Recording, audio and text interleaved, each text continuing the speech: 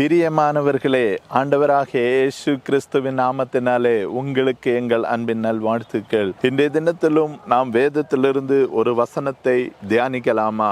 யாத்திரையாகமம் அதன் 14வது அதிகாரம் அதன் 14வது வசனத்தை வாசிக்கும் போது, கர்த்தர் உங்களுக்காக யுத்தம் பண்ணுவார், நீங்கள் சும்மா இருப்பீர்கள் என்றான். ஆம் பிரியமானவர்களே, இன்று கர்த்தர் உங்களை பார்த்து சொல்லுகிறார், கர்த்தர் உங்களுக்காக யுத்தம் பண்ணுவார், நீங்கள் சும்மா இருப்பீர்கள் என்று. இன்று பூமியிலே பலவிதமான உபத்திரவங்கள் உண்டு. இன்று நாம் வாழ்ந்து கொண்டிருக்கிற சமூகத்திலே பல பிரச்சனைகள் உண்டு.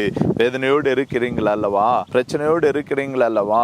எவ்வளவோ நாட்களாக இவர்கள் என்னோடு போராடுகிறார்கள் என்ற பிரச்சனையோடு இருக்கிறீங்களே.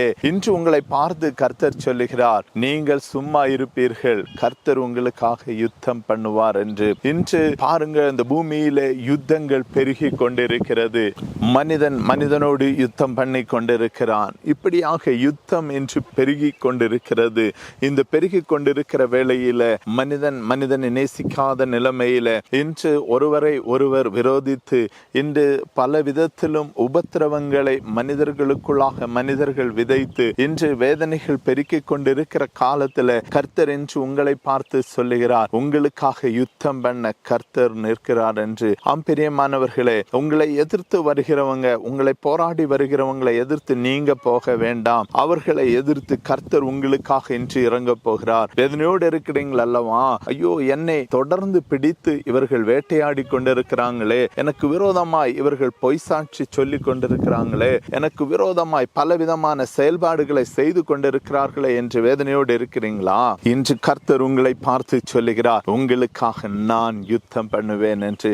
ஆம் பிரியமானவர்களை, கர்த்தர் உங்களுக்காக யுத்தம் பண்ண போகிறார். உங்களுடைய கடன் பாரத்துல நீங்க இன்று பயந்து கொண்டிருக்கிறீங்களா? கடன் பாரம் உங்களை அதட்டி கொண்டிருக்கிறதா? கடன் என்கிறதான ஒரு கொடிய சம்பவம் உங்களை வேதனைப்படுத்தி கொண்டிருக்கிறதா? இன்று உங்களுக்காக அவர் யுத்தம் பண்ணி இந்த 2024 வருடம் முடிந்து 2025 வருடத்திற்குள்ளாக நீங்க போகும்போது கர்த்தர் உங்களுக்காக துணை நிற்க போகிறார். தைரியமாக இருங்க, அவர் மீது விசுவாசமா இருங்க, பயப்படாம இருங்க. கர்த்தர் உங்களுக்காக நிற்கிறார். அவரை சார்ந்து வாழ ஆரம்பிக்கும் போது கர்த்தர் உங்களுக்காக யுத்தம் பண்ணி இந்த பூமியில இருக்கிறதான பிரச்சனைகளை அவர் ஒழித்து கட்டி உங்களுக்கு சமாதானத்தையும் சந்தோஷத்தையும் தரப்போகிறார். அதனால் இந்த 2024 வருடத்துல நீங்க பல பிரச்சனைகளை சந்தித்திருக்கலாம். ஆனால் புதிய வருடத்துல உங்களுக்காக கர்த்தர் துணை நின்று உங்களுக்காக யுத்தம் பண்ண போகிறார். அவர் யுத்தம் பண்ண ஆரம்பித்தார், அவரை மேற்கொள்ள யாராலும் முடியாது. அவரே உங்களுக்காக யுத்தம் பண்ண இறங்கி வர போகிறார். தைரியமாக இருங்க, விசுவாசமாக இருங்க, அவர் மீது நம்பிக்கையுள்ளவர்களாக இருங்க. அவர் உங்களுடைய எந்த பிரச்சனையாக இருந்தாலும் அவைகளை மாற்றி உங்களுக்கு விடுதலை தந்து சமாதானத்தை தந்து நித்திய பேரின்பத்தை தந்து உங்களை வழிநடத்த வல்லவராய் இருக்கிறார். ஜெபிக்கலாமா? பரிசுத்தமுள்ள நல்ல கர்த்தாவே, ஆசீர்வதிக்கப்பட்ட இந்த நாளின் நல்ல வேலைக்காக ஸ்தோத்திரம்.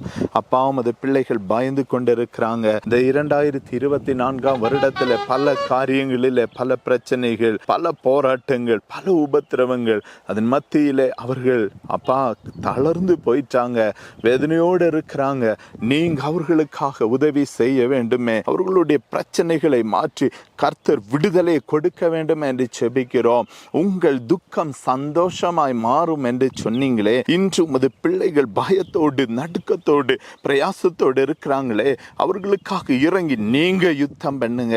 தைரியமா இருக்க உமது பிள்ளைகளை பலப்படுத்துவீராக, கூட துணை நிற்பீராக. இயேசு கிறிஸ்துவின் மூலமாய் ஜெபம் கேட்ட நல்ல பிதாவே, ஆமென். ஆம் பிரியமானவர்களை, நம்பிக்கையாய் விசுவாசமாய் இருங்க.